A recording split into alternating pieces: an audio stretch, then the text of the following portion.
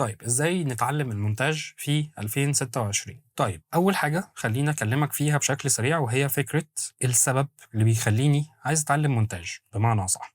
طيب يعني إيه أنا ليه عايز أتعلم مونتاج؟ طيب الأسباب كتير ولكل سبب بيكون ليه طريقة تعليم بشكل معين، يعني مثلًا في حد عايز يتعلم عشان الbusiness بتاعه، وأنا أعتذر عن الخط إن هو وِحِش جدًا بس بقى لي كتير ما كتبتش، أو عشان أنا عايزه عشان فلوس، مصدر دخل إضافي.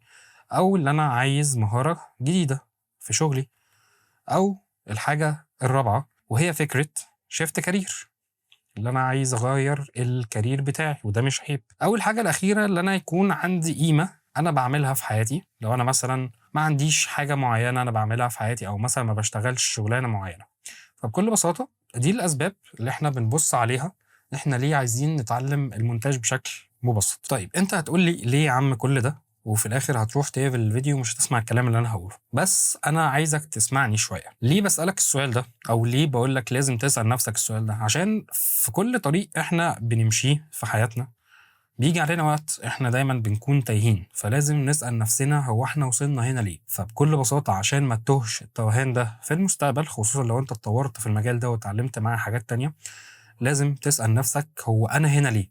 أنا هنا عشان الفلوس والّا هنا عشان الbusiness والّا هنا عشان دي مهارة والّا هنا هروبًا من career أنا مش حابه والّا عشان يبقى في قيمة معينة أنا باعملها؟ في حاجة تانية برضه أنت لازم تكون عارفها أو على وعي بيها بمعنى أصح. طيب المونتاج بكل بساطة عندنا ليه 3 طرق، يا السوشيال ميديا زي اللي إحنا بنشوفه خصوصًا في الpersonal branding والمحتوى التعليمي، أو في الإعلانات والسينما، أو الحاجة التالتة والتلفزيون. فكل طريق من دول ليه طريقة تعلُّم بشكل مختلف خالص. يعني مثلًا السوشيال ميديا أنا محتاج ليها مهارات معيّنة، الإعلانات كذلك. يعني مثلًا الفرق ما بين مونتاج الإعلانات والسينما عن السوشيال ميديا، اللي أنت محتاج اللي أنت كمونتير اللي أنت تكون دارس حاجة اسمها إخراج. التلفزيون للأسف هو حاليًا ما بقاش مطلوب أوي بفكرة إن هو بقى ميت، أو إن هو ما بقاش في حد محتاج إن هو يتفرّج على التلفزيون، وخصوصًا إن إحنا دلوقتي في عصر digital، فحتى التلفزيون دلوقتي بيتجه للسوشيال ميديا. فإحنا عندنا دلوقتي لو إحنا بنتكلم على ال3 أنواع، أقوى نوعين دلوقتي منتشرين في السوق هي السوشيال ميديا والإعلانات. طيب مين اللي يحدد الموضوع ده؟ هو المشاهد اللي بيتفرّج.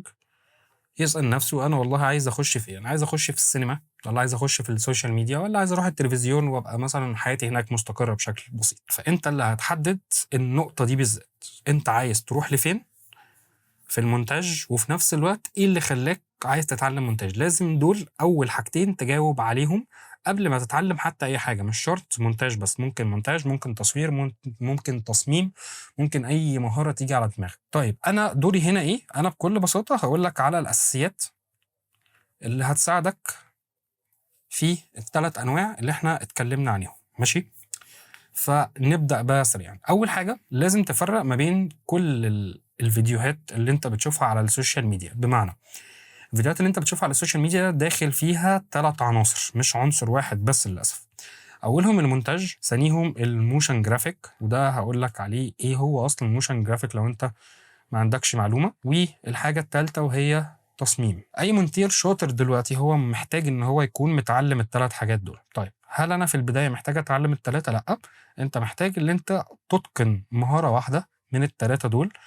هتتعلم مثلًا المونتاج في 6 شهور، فهتاخد 6 شهور تانيين تدريب، فمثلًا دلوقتي هتكون متقنه، فبعديها تخش على الmotion وبعديها تخش على التصميم. ولو أنت من نوعية الناس اللي بتعرف تعمل 100 حاجة في نفس الوقت زيي، فأنا باقول لك اتعلم مهارتين في نفس الوقت، ما تكترش عشان ما تفقدش تركيزك أو ما تفقدش شغفك في رحلة التعليم اللي أنت بتتعلمها. هل أنا محتاج إن أنا أتعلم كل ده في أول طريقي؟ لأ، خالص. مش محتاج إن أنت تتعلم ال3 حاجات في نفس الوقت. أنت بكل بساطة مطلوب منك إن أنت تتقن مهارة واحدة بس، ودي عشان تتقنها أنت بتحتاج تقريبًا سنين، يعني ده كان زمان، إنما دلوقتي أنت بتحتاج إن أنت تركّز على المهارة دي لمدة سنة أو سنتين، وهتكون برضه متقنها، لإن إحنا دلوقتي العصر بتاعنا بقى مفتوح، فبالتالي بقى في option إن أنت تتعلم حاجات أزيد، عكس زمان. إحنا قاعدين بنرغي بقى لنا حبة، إيه الحاجات اللي أنا محتاجها عشان نتعلم برضه المونتاج يا عم كريم؟ طيب المونتاج عندنا في شقين أنت محتاج تتعلمهم، أول حاجة الشق الأكاديمي، والتاني شق هو بيكون الجزء الخاص بالبرامج، خلّينا نسميه الجزء الtechnical شوية. طيب الأكاديمي هو بكل بساطة اللي موجود في الكتب أو موجود في الكليات. هتقول لي طب هم مناهجهم قديمة ومش عارف إيه، هتميزك عن غيرك، وده برضه هاقول لك عليه في النقطة الأخيرة، بس خليك معايا. طيب المونتاج الأكاديمي ممكن ألاقيه فين أو أدرسه أو أتعلمه فين؟ طيب بكل بساطة في حاجتين بس في مصر، أو في مكانين بس في مصر. أول حاجة كليات الإعلام، تاني حاجة معهد سينما اللي هو موجود في الجيزة غالبًا، والشق التاني هو البرامج. وهنا أنت بتحتاج اللي أنت تتعلم برنامج واحد بس دلوقتي، يعني زمان كان مطلوب منك إن أنت تتعلم برنامج واحد، بس دلوقتي بقى مطلوب منك أكتر من software بمعنى أصح. أول حاجة هو Premiere، تاني برنامج هو After Effects. طيب أنا دلوقتي مش هاقدر إن أنا أجيب جهاز يشغل لي Premiere، في بديل للPremiere CapCut، ده برضه software كويس جدًا تقدر تمنتج عليه في الشغل الابتدائي مش الشغل الprofessional طبعًا. طيب كاب كات بكل بساطة هو موجود على الأندرويد، وموجود على الiOS، وموجود على الماك، وموجود على الويندوز. بكل بساطة كاب كات هو من نوعية البرامج الخفيفة اللي على الجهاز بمعنى أصح، فمش بيحتاج مثلًا إمكانيات خزعبلية زي مثلًا After Effects وPremiere. فده بالنسبة لفكرة البرامج وفكرة الجزء أو الشق الأكاديمي. والشق الأكاديمي ده هو عبارة عن اللي أنت يا إما تدرس مناهج من دكاترة أو اللي أنت تذاكر بقى من الكتب، فدي برضه هتلاقيني باقول لك عليها ترشيحات في آخر الفيديو. طيب النقطة التانية وهي فكرة النتايج، أنا هاقدر أشوف نتايج من إمتى؟ بمعنى أصح، طيب في أول سنة أنت مش هتشوف أي نتايج، وممكن توصل لسنتين كمان على حسب ظروفك، على حسب أنت بتتعلم في قد إيه، على حسب قدرة استيعابك بمعنى أصح، وعلى حسب البيئة اللي حواليك. هل أنت تعرف مثلًا مونترين أو تعرف مثلًا مصورين ممكن يساعدوك، والّا أنت داخل بطولك بمعنى أصح؟ فجزئية النتايج دي ممكن يا إما ترفعك لفوق يا إما تنزلك، والغالبية بينزلوا بسبب اللي هم بيكونوا داخلين المجال بسبب فكرة اللي أنا عايز فلوس كتير وعايز أتعلم بسرعة، واللي أنا بكرة هابدأ أعمل أول $1000.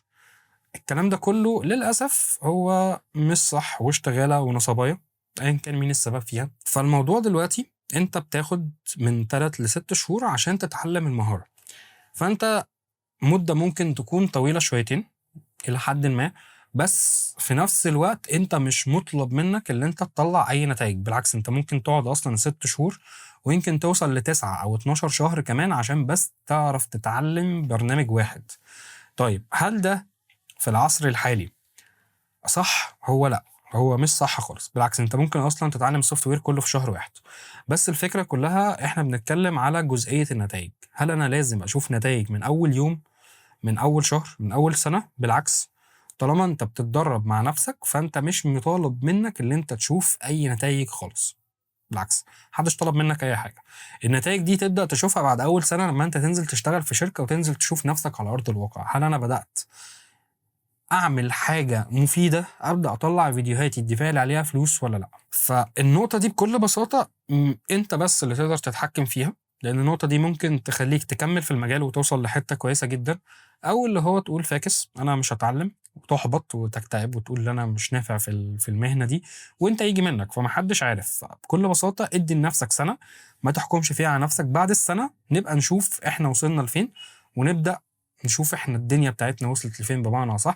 هل إحنا رُحنا لحتّة كويسة، هل إحنا مثلًا أتقنّا software من غير ما أرجع لليوتيوب أو من غير مثلًا ما أسأل حد؟ كل الحاجات دي هي مؤشرات بتثبت هل أنا اتعلّمت أو ييجي منّي في السنة دي والّا لأ. طيب النقطة التالتة ودي نقطة كارثية بالنسبة للناس، وهي فكرة الجهاز. هل أنا محتاج جهاز ب100,000 أو ب400,000 أو ب1,000,000؟ لأ، بالعكس خالص، أنت مش مطالب منّك كل الكلام ده. يعني بالنسبة للسوق حاليًا في مصر، أي جهاز فوق ال25,000 هيكون كويس جدًا عشان تبدأ تتعلّم شوية أساسيات الmontage. ومش عايز أقول لك إن الدنيا هتكون جنة، بالعكس أنت ممكن تشتغل أصلًا على الsoftware بتاع 2025 ما يشتغلش معاك، اللي هو أصلًا مدعّم بالذكاء الاصطناعي، وممكن تشتغل على الفيرجنات القديمة زي مثلًا 2020 أو 2019. بس خلّيك فاكر إحنا بكل بساطة إحنا بنتعلّم الأساسيات على الsoftware لغاية لمّا نقدر نقوم على رجلينا واحدة، واحدة، فنتوكّل ونبدأ نشتغل في المجال بتاعنا بمعنى أصح. فبكل بساطة هل أنا محتاج جهاز بإمكانيات عالية أوي؟ زي اللي أنا باشوفها في الشركات، لأ، دي حاجة مش مطلوبة منّك، ابدأ بالمتاح. طيب هتقول لي يا عم أنا مش معايا جهاز أصلًا، هاقول لك بكل بساطة لو أنت معاك موبايل هتقدر تشتغل بيه على software زي اللي إحنا اتكلمنا عليه زي CapCut، هتقدر على الأقل تبدأ تطبّق بيه الأساسيات. طيب هل رحلتي في التعليم هتكون سهلة؟ لأ، هتكون صعبة. ليه؟ لإن أنت لمّا تكون شغّال على جهاز قدّامك عكس لمّا أنت تكون شغّال على حاجة شاشتها صغيرة، وفي نفس الوقت كل الإمكانيات اللي أنت بتاخدها مثلًا من Premiere أو After Effects هي غالبًا ما بقتش موجودة في الsoftwares بتاعة الموبايل، لإن المونتاج على الموبايل غرضه إن هو يكون سريع وبسيط، مش الشغل الخزعبلي اللي إحنا بنشوفه على السوشيال ميديا.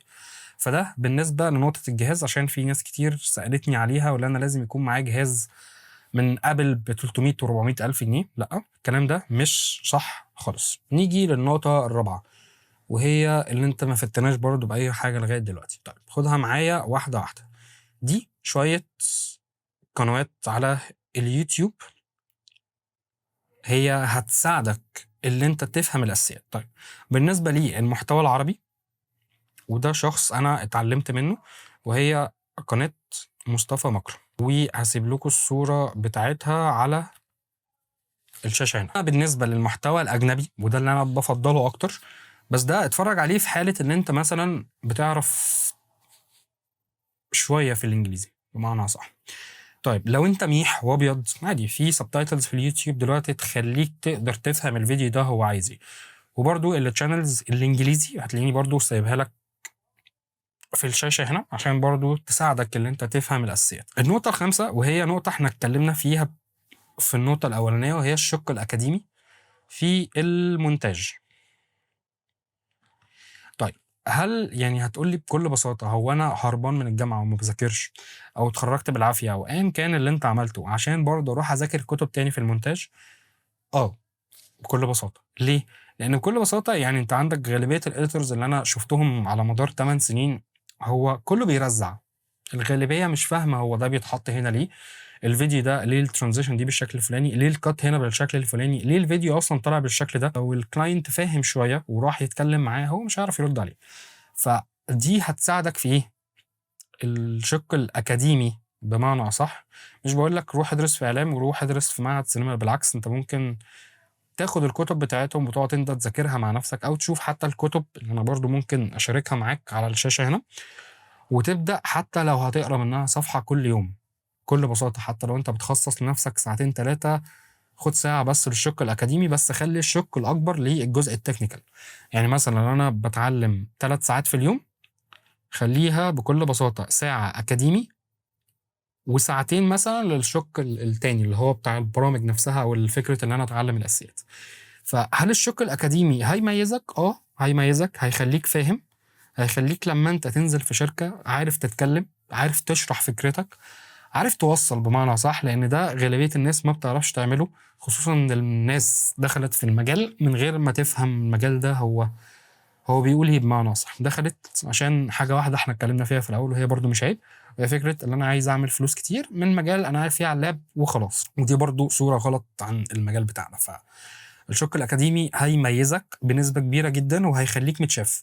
والشِق الأكاديمي برضه خلّيني أقول لك إيه الميزة التانية اللي هو هيساعدك فيها، وهي فكرة إن هو هيخلّيك فاهم اللي أنت إزاي لمّا إحنا شرحنا في الجزء الأولاني، إزاي أتعامل مع بتوع الإعلانات وبتوع السينما.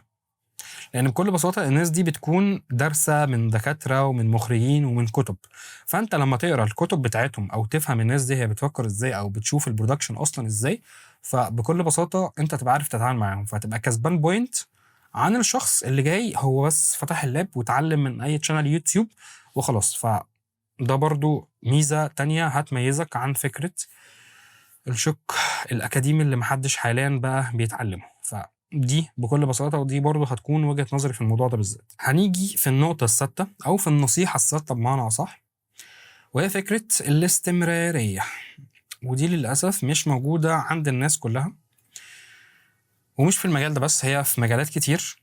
الناس بتبقى عايزة تشوف نتيجة. فاكر لمّا أنا قُلت لك في الأول ما تقيسش النتيجة إلا بعد أول سنة؟ خلّينا برضه نكتبها عشان أشوف النتيجة، وممكن أشوف النتيجة بعد سنتين، بعد 3، بعد 4، بعد 5، ممكن أصلًا ما أشوفهاش خالص. فبكل بساطة خلّي دايمًا عندك مبدأ اللي أنا هاستمر في الحاجة لو أنا مرتاح فيها. ليه؟ لإن أنت بكل بساطة لو ما استمرّيتش في اللي أنت تتعلّم أو اللي أنت تكتشف إيه الجديد في المجال ده أو اللي أنت تشوف حاجات جديدة فتبدأ تطبّقها، أنت هتموت، ما حدّش هيسمّي عليك، خصوصًا دلوقتي اللي إحنا بنصحى من يومنا كمونترين أو كمصورين بنصحى بنلاقي أصلًا اليوم اللي فات ده هو فيه كمية حاجات اتراكمت علينا اللي إحنا ما لحقناش اللي إحنا نبُص عليها أصلًا. فلازم، لازم، لازم، لازم يكون عندي مبدأ الاستمرارية عشان أعرف أوصل لحاجة في المجال ده. الحاجة الوحيدة اللي هتميزك عن شخص لسه بيبدأ هو اللي أنت عندك مبدأ الاستمرارية، مش اللي أنت جامد، مش اللي أنت عندك ميزة معينة. الاستمرارية مش كل الناس بتعرف تلتزم بيها، فخلي في دماغك دايما النقطة دي إن هي مهمة جدا. النصيحة السبعة وهي بكل بساطة هتكون الصدمة، أنت مش هتعمل مليون جنيه من المجال ده، ومش في شهر، مش في سنة، ممكن تقعد سنتين، ممكن تقعد 3، ممكن تعملها في سنة، محدش عارف. فهي الفكرة كلها مبدأ الكسب السريع مش هيتوافق مع المونتاج للأسف، وخدها من حد اشتغل جوه مصر وبره مصر، الاتنين للأسف مش بيتلاقوا خالص. لازم تكون فاهم ده عشان تعرف توصل لده. عشان أفهم ده أنا ممكن أقعد سنين عادي جدا بسبب كمية الحاجات اللي أنا محتاجة إن أنا أعملها. لأن أنت مثلا بكل بساطة خلينا نقول أنت محتاج إيه عشان تتعلم المونتاج أو المهارات بمعنى صح اللي هتساعدك لو أنت في يوم من الأيام قررت إن أنت تشفت فريلانس أو إن أنت تشتغل لصالح نفسك أو إن أنت تفتح شركة حتى لو صغيرة باسمك أنت بس. تعال نشوف كده إيه المهارات اللي إحنا ممكن نكون محتاجها. أول حاجة وهي فكرة تسويق أو الماركتنج بمعنى صح زي اللي إحنا بنسميه. تاني حاجة أنا هيكون محتاج جهاز، حرفيا الجهاز ده يعني في الوقت الحالي مع غلو الرامات والحاجات دي كلها جهاز ممكن يكون فوق ال200,000 جنيه إذا ما كانش أكتر كمان. يعني في وقت تصوير الفيديو ممكن الموضوع كمان يروح لحتة أوحش إحنا مش عايزين نروح لها. الحاجة التالتة وهي فكرة العلم، لازم يكون عندك علم كويس جدا وده اللي إحنا اتكلمنا عليه في الشق الأكاديمي. ليه لازم يكون عندي علم؟ هنقول مثلا إن المجال ده فيه 100,000 واحد، حلو كده، هنقول إن 90% منهم هم جهلة دخلوا المجال لاجل اللي أنا عايز أخشه وخلاص، مش فاهم فيه أي حاجة، فتحت الجهاز زي ما قلت لك في الأول. و10% بس هم اللي عندهم فكرة العلم. مين اللي هيكسب أو مين اللي هيبقى عنده مبدأ الاستمرارية أو اللي هو يعرف يحققه؟ اللي عنده علم بكل بساطة. لأن غالبية برضو اللي أنا شفتهم اللي دخلوا المجال وخلاص هم ما كملوش سنتين بالظبط وخلعوا. ليه؟ لأن هم بمعنى صح مش عارفين هم بيعملوا ده ليه. فده برضو هيرجع لفكرة السبب الأولاني، أنا دخلت المجال ده ليه؟ بيزنس، فلوس، سكيل عايز أكسبها، شيفت كارير، ولا فاليو أنا عايز أقدمها أو مثلا شايف إن دي حاجة مختلفة أنا ممكن أروح لها. فخلي بالك من الحتة دي، مش كل الناس هي عارفة دخلت المجال ده ليه، فلازم تفهم أنت دخلت ده ليه. وطبعا ده اللي هيدعمه فكرة العلم، اللي أنت دايما تكون حابب اللي أنت تقعد تذاكر في المجال ده بالذات، لأن أنت هتوصل لو أنت كملت فيه أكتر من ال3 سنين هتوصل لمرحلة إن ده هيكون إدمان بالنسبة لك. دي برضو نقطة مهمة. المهارة الرابعة والخامسة ودي أنا بربطهم ببعض وهي فكرة الوقت والممارسة. طيب أنا بكل بساطة لو أنا معايا فلوس، حلو كده، معايا مثلا 100,000 جنيه ونازل أشتري جهاز، حلو كده، فأنا هوفر على نفسي وقت، بس في نفس الوقت أنا هحتاج وقت أزيد عشان أمارس. فبكل بساطة أنت لازم هتمر بفكرة إن أنت تاخد وقتك في اللي أنت تقعد تذاكر، وفي نفس الوقت اللي انت تاخد وقتك برضو في الممارسه. مفيش حد بيجري وراك، فكك من اللي بيقول لك اصل الاي اي هياخد مجالنا في المونتاج، مش دلوقتي ومش ال10 سنين دول، محدش عارف ايه اللي ممكن يحصل بكره. ممكن التكنولوجيا اللي احنا مبسوطين بيها دي هي في ثانيه واحده فستك طارت، زي ما حصل قبل كده لما سيرفرات الفيسبوك وقعت والعالم كله رجع للجاهليه. فمحدش عارف ايه اللي ممكن يحصل بكره. انت كل اللي عليك اللي انت بس تسعى وتمارس وتشوف ايه الجديد في المجال ده. الحاجة الأخيرة وهي الميزة، ودي يعتبر أهمهم. طيب الميزة دي بكل بساطة عشان أشرحها لك، ربنا خلقنا كلنا مختلفين عن بعض. أنا غير فلان غير علان غير أيا كان مين الشخص ده. بكل بساطة أنت ممكن يكون عندك ميزة تنافسية اللي أنت محترم، هتقول لي هو الاحترام ميزة؟ هاقول لك لإن في ناس كتير في المجال ده هي ما اتربِّتش أصلًا، ده بكل بساطة، وده من تعامل صحاب شركات بقى، يعني دي تجارب صحاب شركات أنا كنت باسمعها منهم. فأنت ممكن تكون الميزة اللي عندك هي احترام، والاحترام ده مش شرط تربية، الاحترام ده ممكن يكون احترام مواعيد، ممكن يكون احترام كلمة أو وعد أنت بتقوله للعميل أو للشركة أيًا كان أنت عايز تشتغل فيه. فبكل بساطة دي ميزة مش منتشرة في السوق، فكرة إن editors كتير عندهم مشكلة في الاحترام بمعنى أصح، والاحترام هنا زي ما قُلت لك هو ما اقصدش بيه الإهانة، الاحترام هنا احترام المواعيد، الكلمة، إن أنا بمعنى أصح أكون قد كلامي أو قد اللي أنا باقوله بمعنى يعني بمنظورٍ آخر عشان ما اتوهكش معاك. الميزة التانية اللي أنا ممكن أقول لك إن أنت يكون معاك فلوس، دي ميزة ممكن تروح تخلّيك تجيب جهاز ب400.000 جنيه وتتعلم عليه أسرع وتمارس عليه أسرع، فتعمل عليه حاجات أجمد، بسبب اللي أنت بتحتاج softwares أعلى كل ما الlevel بتاعك يتطور. فالفلوس ميزة تنافسية، والبيئة ميزة تنافسية، فكرة برضه أنت مولود مع أسرة متوسطة والّا أسرة فقيرة والّا أسرة غنية، الحاجات دي بتفرق. فالميزة كل واحد مننا هو عنده ميزة تنافسية بتميزه عن غيره. دي أنت هتعرفها إزاي؟ هتعرفها بحاجتين، مش بسؤالك لنفسك اللي هو أنا ليه دخلت ده، هتعرفها بفكرة اللي هو التجربة. يعني اللي هو هتنزل شركة فهتجرب فهتلاقيهم مثلًا بيشكروا فيك في حتة فلانية، هتلاقي مثلًا لما تروح شركة تانية نفس الشركة دي بتشكرك عشان حاجة تانية أنت عملتها. فمن هنا من التجربة واللي أنت تغلط وتتعلم كتير هتبدأ تتكون عندك ميز أنت مش تاخد بالك منها. مين اللي بياخد باله منها؟ العميل أو الشركة أو الHR أو الmentor اللي هو المفروض بيتابع معاك لو أنت حبيت اللي أنت تجيب mentor يتابع معاك شغلك، يوفّر عليك وقتك ومجهودك والحاجات دي. فبكل بساطة دي كانت شوية نصايح عشان تتعلم بيها الmontage، ما بين شِق أكاديمي وشِق technical شوية، ما بين حاجات أنا شُفتها على مدار ال8 سنين لو كنت اهتميت بيها كانت فرقت معايا بشكل كبير أوي، كانت وفّرت عليّا وقت ومجهود وفلوس وسعي وعُملا وليلة. بس طبعًا يعني ال8 سنين مش هنقدر نحكي عنهم، بكل بساطة دي حاجات أنا خدت بالي منها، وبس كده، ده يعتبر اللي إحنا اتكلمنا فيه بشكل سريع.